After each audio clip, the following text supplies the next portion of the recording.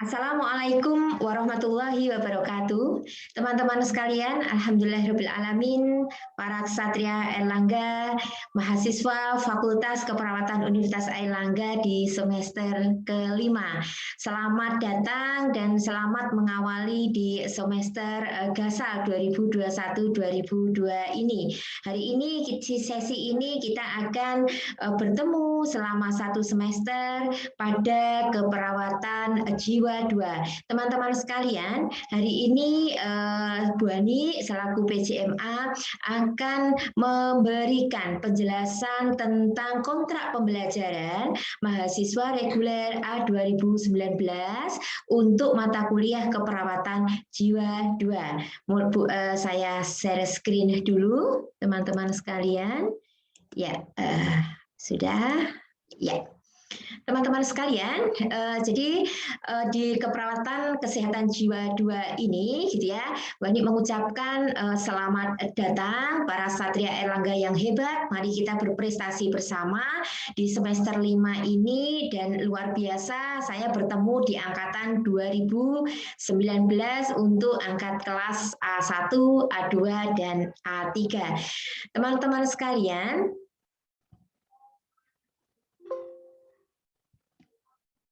ya, pada kesempatan kesehatan jiwa 2 ini kita senantiasa untuk berpikir positif, gitu ya. Dan mulai hari ini, gitu ya, di minggu pertama ini, mari kita raih kesempatan untuk terus bermimpi, gapai prestasi, menjadi pelopor dalam setiap sesi. Kami siap, para fasilitator di semester GASAL ini dengan mata kuliah Keperawatan Kesehatan Jiwa 2. Semangat dan pasti bisa. Teman-teman sekalian,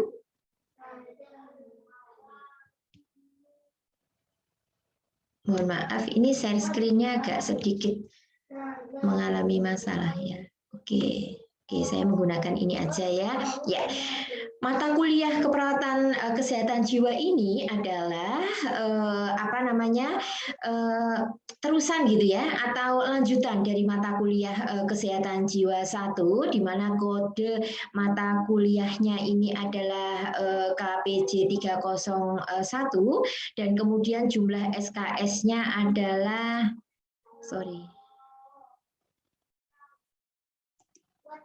maksudnya Bu Ani adalah 304 dengan jumlah SKS adalah 3 SKS, sehingga di setiap sesi pertemuan kita ada 3 jam untuk melakukan sesi perkuliahan, dan kemudian pada semester 5 untuk angkatan reguler 2019. Teman-teman sekalian, untuk capaian pembelajaran, jadi di sini adalah bagaimana, gitu ya, pada teman-teman ini pada mata kuliah keperawatan ini, bagaimana teman-teman harus ada capaian pembelajaran lulusan yang harus teman-teman nanti tuntas, yaitu terkait dengan sikap, pengetahuan, keterampilan umum, dan kemudian keterampilan khusus. Untuk sikap sendiri sebenarnya adalah lebih kepada bagaimana mahasiswa itu mampu untuk menjunjung nilai tinggi, menjunjung tinggi nilai kemanusiaan, serta kemampuan bagaimana berkontribusi dalam meningkatkan mutu bernegara dan kemajuan peradaban berdasarkan Pancasila, serta menghargai keanekaragaman budaya, pandangan, agama, dan kepercayaan. Kalau khususnya pada pasien dengan gangguan jiwa, bagaimana culture juga menjadi salah satu hal yang terpenting, yang itu mempengaruhi keberadaan adaptivitas pasien, sehingga ini yang perlu harus kita buka, teman-teman. Bagaimana kita harus memiliki sikap, memiliki karakter yang itu mampu untuk menjunjung tinggi nilai kemanusiaan.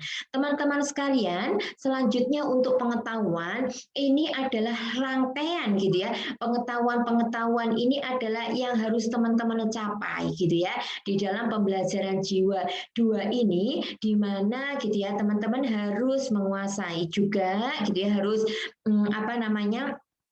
bisa untuk mengerti tentang konsep teori keperawatan gitu ya, termasuk nanti ilmu biomedik karena di sana ada psikodinamika gangguan jiwa, juga bagaimana tentang pelaksanaan asuhan keperawatan serta praktiknya, serta bagaimana juga melakukan diagnosis gitu ya, tentang juga prinsip manajemen penata laksanaan pasien dengan gangguan jiwa, serta yang terpenting adalah teman-teman bagaimana menguasai kode etik keperawatan, karena kita tahu bahwa kode etik keperawatan ini merupakan salah satu hal yang terpenting atau ruhnya gitu ya di dalam kita melakukan nantinya gitu ya, keperawatan kita itu harus didasarkan pada kode etik yang berlaku. Teman-teman sekalian gitu ya, selanjutnya adalah terkait dengan keterampilan umum.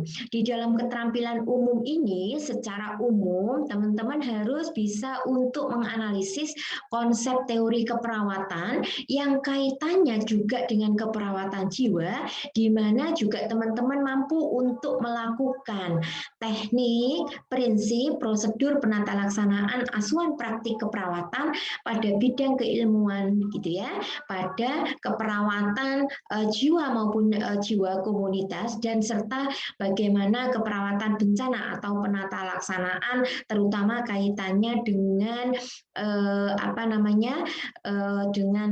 kesehatan jiwa pada situasi bencana.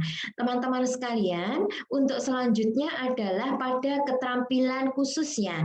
Di keterampilan khususnya gitu ya, ini secara khusus teman-teman harus mampu untuk menegakkan atau melakukan asuhan keperawatan dengan memulai menegakkan diagnosa tentunya gitu ya, didasarkan pada analisis datanya, informasi, dan tentunya adalah dari hasil kajian yang telah teman-teman lakukan pada pasien maupun keluarga. Berikutnya juga setelah kalau kita selesai mendiagnosis, kita mampu untuk merencanakan gitu ya, sekaligus juga gitu ya perencanaan, implementasi serta evaluasi. Juga termasuk yang terpenting adalah bagaimana gitu ya kita juga bisa untuk mengetahui betul gitu ya teknik-teknik patient safety, karena priority dari pelaksanaan semua asuhan keperawatan kita ini semuanya adalah berprioritas kepada keselamatan pasien, dan tentunya gitu ya di dalam setiap interaksi kita dengan pasien itu juga harus mengedepankan komunikasi yang terapeutik gitu ya, serta melakukan studi kasus dengan cara refleksi, telah kritis serta evaluasi. Teman-teman sekalian gitu ya, ini adalah capaian pembelajaran mata kuliahnya seperti yang Bu Hani sampaikan tadi. Mata kuliah atau materi-materi di dalam pembelajaran kita itu adalah berfokus kepada pelayanan keperawatan jiwa pada situasi bencana. Kita ingat ya bahwa terutama di negara kita ini adalah merupakan juga kita istilahkan market bencana gitu ya, semua bencana ada, mulai gempa bumi gitu ya, terus kemudian banjir, terus kemudian untuk saat ini yang paling tren bahkan ini tidak hanya di Indonesia tapi di seluruh dunia adalah pandemi COVID-19, karena kita tahu bahwa yang namanya bencana ini tidak hanya bencana alam namun juga bencana non alam. Berikutnya juga melakukan simulasi ASKEP sehat jiwa di sepanjang rentang kehidupan, baik itu kepada usia ibu, toddler, prasekolah, usia sekolah, remaja, dewasa, dan lansia. Selanjutnya adalah melakukan simulasi asuhan keperawatan pada anak dengan kebutuhan khusus. Yang keempat adalah menganalisis konsep recovery dan supportive environment dalam perawatan klien dengan gangguan jiwa, serta mengaplikasikan manajemen perawatan keperawatan jiwa, teman-teman. Dan yang terakhir adalah tentunya adalah menstimulasi terapi modalitas dalam keperawatan jiwa. Nanti seperti itu gitu ya. Teman-teman sekalian, untuk selanjutnya ini deskripsi mata kuliah barangkali adalah rangkaian bahwa mata kuliah ini sebenarnya adalah konsepnya lebih kepada bagaimana perkuliahan ini gitu ya untuk melakukan mahasiswa mampu untuk melakukan asuhan keperawatan yang yang tentunya gitu ya mahasiswa mampu secara berpikir secara kritis bagaimana rentang respon mulai individu yang sehat itu sampai kemudian gangguan serta upaya-upaya untuk pencegahan baik itu primer, sekunder maupun tertier gitu ya, juga termasuk masalah-masalah yang kaitannya dengan nafsa, terkait juga dengan perilaku kekerasan pada komunitas. Ini akan dibahas di dalam deskripsi mata kuliah keperawatan jiwa ini. Teman-teman sekalian, ini adalah PJMA-nya adalah dengan saya gitu ya. Nanti alur komunikasi kita PJMK yang ada di masing-masing kelas nanti permasalahan apapun atau ketidaksesuaian atau proses yang kita lalui di dalam pembelajaran kesehatan jiwa ini adalah menghubungi dengan saya gitu ya. Terus kemudian untuk timnya adalah ada 4 orang di sini, ada Prof. Yusuf, kemudian Ibu Rizky Fitriasari, saya sendiri dan Ibu RR Dian Tristiana. Nanti beliau-beliau ini akan mendampingi kita semua gitu ya di dalam pembelajaran selama 14 minggu gitu ya materi gitu ya, karena mahasiswa di semester 5 ini nanti teman-teman pelaksanaan UTS gitu ya, UTS itu 90% pembelajaran sudah hampir selesai teman-teman. Berikutnya adalah gitu ya. Nanti teman-teman di minggu pertama, ini saya Bu Hani mulai akan di minggu pertama. Jadi hari ini kita masuk pada minggu pertama ya teman-teman.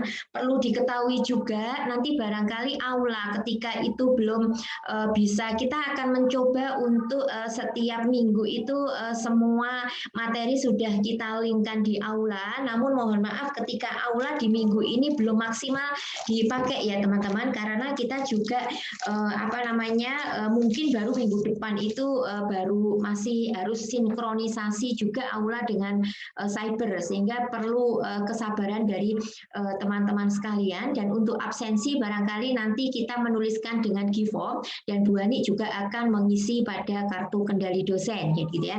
Jadi kita semuanya sama untuk solusi absensi bisa di sana. Namun demikian nanti ketika di aula itu sudah fix gitu ya, maka kita semua akan bisa untuk melakukan absensi bersama-sama di sana. Untuk minggu yang pertama itu adalah tentang konsep terapi modalitas dan terapi keluarga. Nanti akan saya jelaskan secara perkuliahan, ini saya sendiri, dan kemudian adalah teman-teman gitu ya, agar supaya bisa untuk terretensi dengan baik, teman-teman akan mendapatkan penugasan merangkum materi perkuliahan. Rangkuman materi perkuliahan silahkan akan dikumpulkan gitu ya 1 minggu setelah itu atau pertemuan berikutnya begitu ya, melalui PJMA. Nanti seandainya sudah saya linkkan bisa di aula, maka kita bisa pakai untuk yang di aula. Teman-teman sekalian, untuk yang minggu yang kedua, jadi nanti minggu pertama dan minggu yang kedua itu adalah masing-masing kita akan terjadwal jam 7 sampai jam 10 begitu ya. Namun minggu yang ketiga dan pertemuan di 3 dan 4 itu jadi 1, sehingga sebenarnya waktunya akan memanjang. Jatuh hari itu bisa 2 kali topik teman-teman gitu ya, sehingga perkuliahan kita ini akan segera selesai karena teman-teman harus melakukan PKK ya, PKK 1 ya kalau tidak salah ya.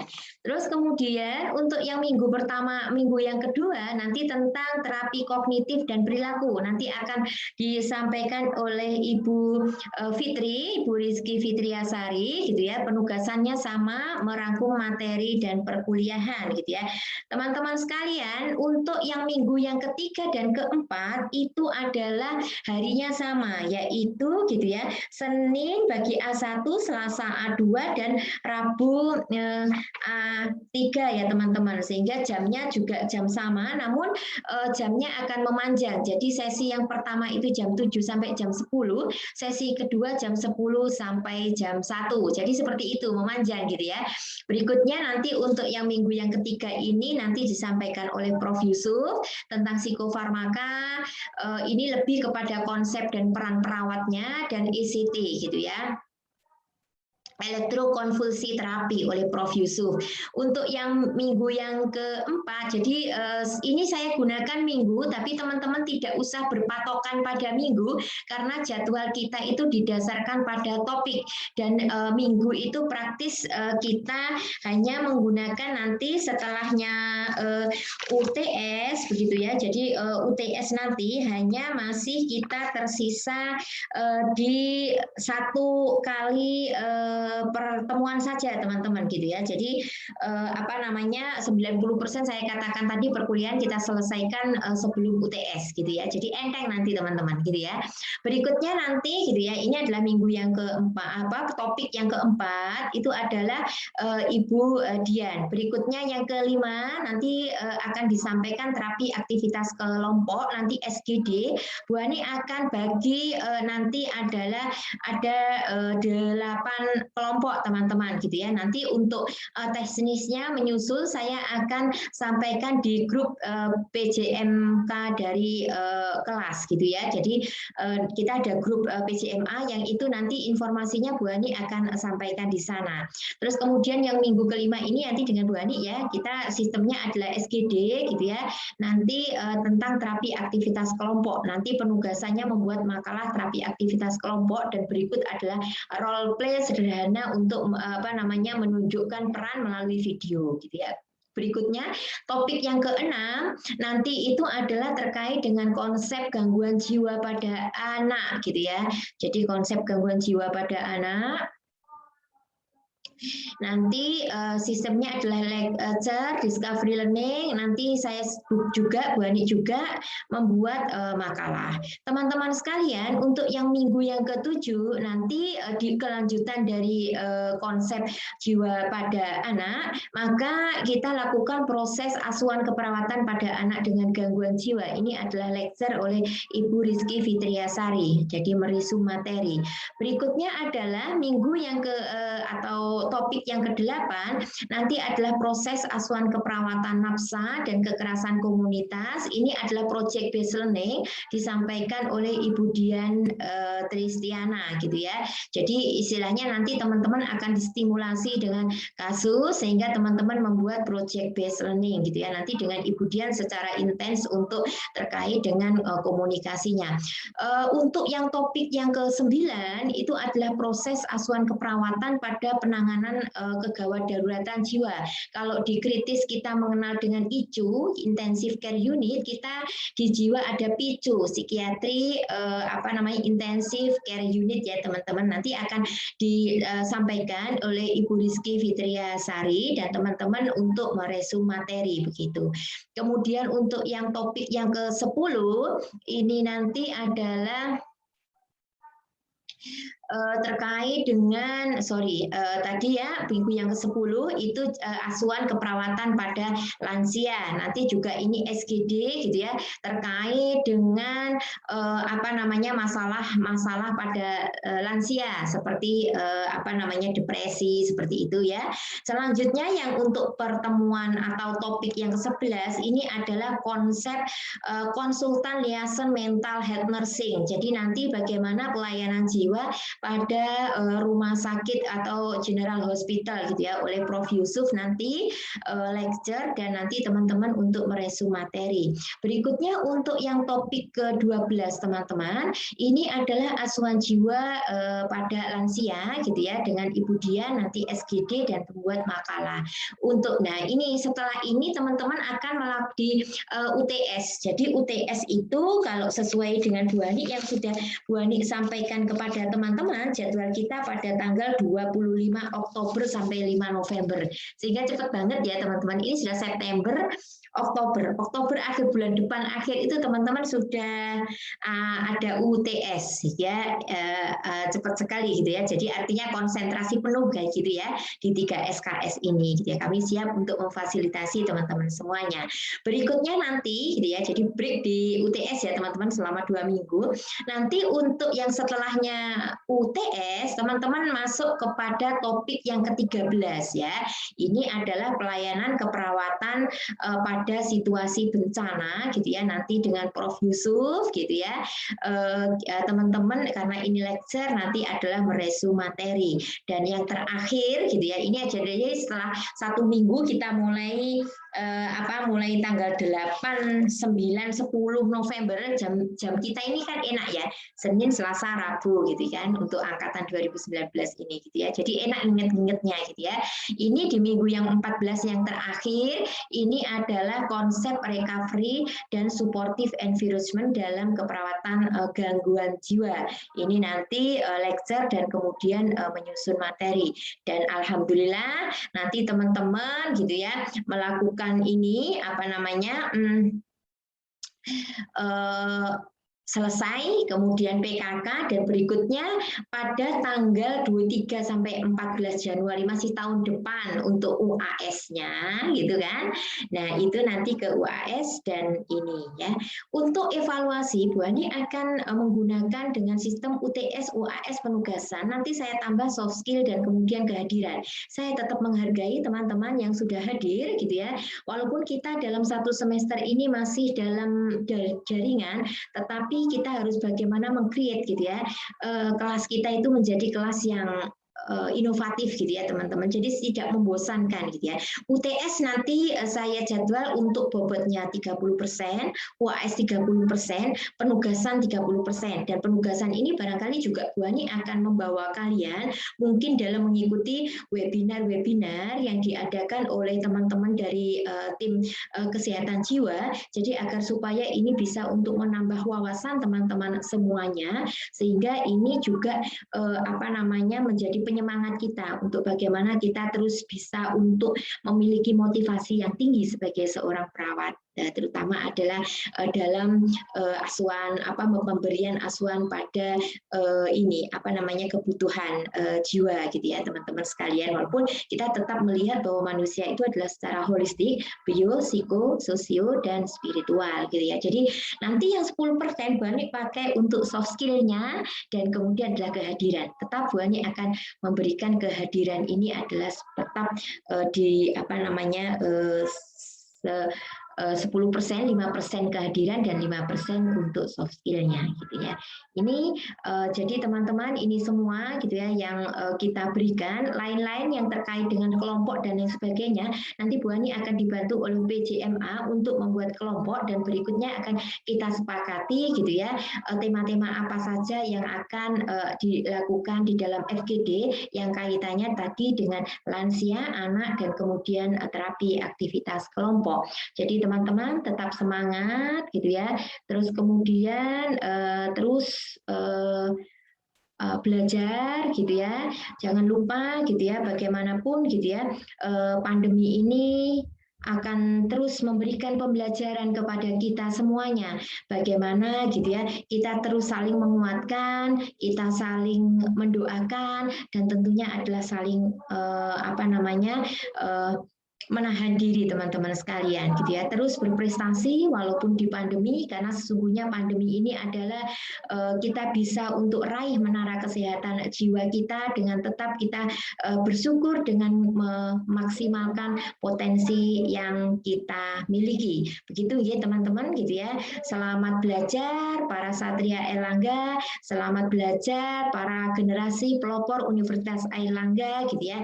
Ayo terus gitu ya kita tatap gitu ya masa depan kita yang gemilang gitu ya, menjadi perawat, calon-calon perawat, penerus perawat profesional gitu ya, untuk memberikan masyarakat kita akan kesehatan yang baik. Perawat hebat, masyarakat sehat. Assalamualaikum warahmatullahi wabarakatuh.